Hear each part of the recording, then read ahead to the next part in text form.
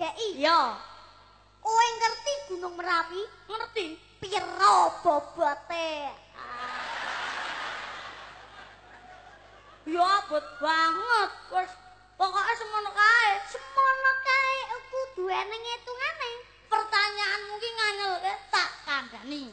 Insinyur ngendi ae ora arti bobote Gunung Merapi. Ora sah teko insinyur. Kowe ngerti ra? Ora, lah pokoke ngerti. Ya mesti ngerti. Aku kok Elvira. bobote kuwi mung 100 kilo, punjul telungan. Ya punjul.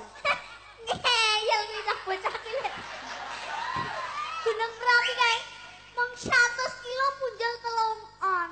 Ya ora ngandel. Pengen buktekke? Ya. Ayo mrono, angkaten. Wah, lah wong gemblong. Apa ana wong kon ngangkat gunung? Aku genti sing bedheki.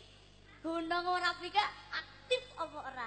Weleh, pertanyaan cah bodoh, cetok aktif. Prediksi wong-wong pinter, Gunung Merapi kae teraktif di dunia.